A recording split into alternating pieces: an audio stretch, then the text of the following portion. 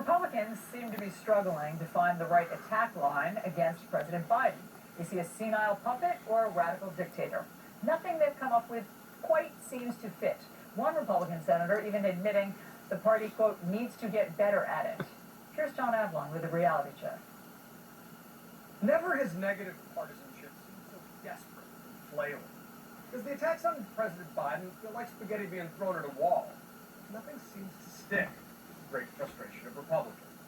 Get this, in the last week, we've seen retracted right-wing fantasies about Biden banning burgers, the VP's book being shipped to the border in welcome kits.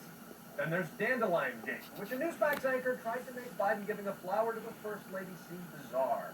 Or Tucker Carlson having one of his periodic meltdowns, proclaiming that Kamala Harris is the real president, complaining that Biden is being covered like Jesus in aviator glasses.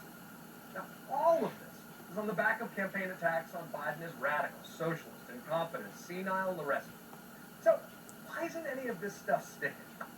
Let's look at the data.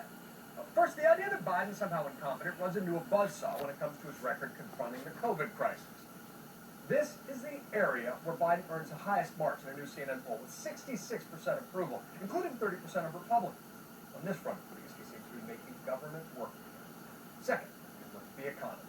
Trump loudly predicted Biden would unleash a depression and a stock market crash.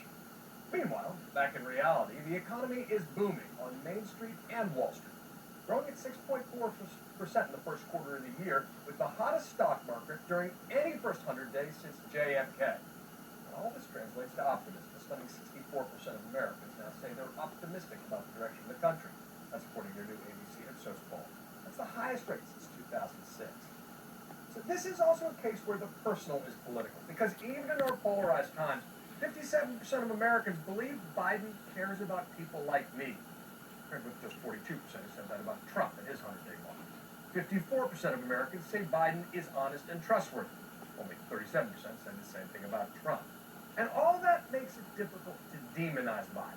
As Republican Senator John Thune told The Hill, his tone is moderate and he's an affable person. He's a likable individual. And it's probably harder to attack somebody who's relatable and likable. Yeah, Biden just doesn't provoke the reflexive ire of Hillary Clinton and Barack Obama. In large part because he's an older white guy. He's not a symbol of cultural change to folks in the base. And because he doesn't fit the identity politics attacks, he seems comparatively reassuring, not radical, almost regardless of his policies. And it's not like Republicans don't have something to work with here, folks. Biden proposing to spend over $6 trillion today. The problem is that Republicans have lost credibility on fiscal responsibility, because Trump ballooned the deficit by nearly $8 trillion over 4 years, and Republicans didn't say boo. So kind of hard to rally around the deficit and the debt reduction now. Bottom line, Biden is popular, and many of his policies are popular, at least right now. And that's at a time when a record number of Americans say that government should be doing more. So Republicans are left shadowboxing with a phantom menace, trying to gin up culture war gripes about Dr. Seuss, and coddling conspiracy theories in the place of real policy. It looks small, while Biden is going big in ways that might actually make a difference for people's lives. And that's your reality.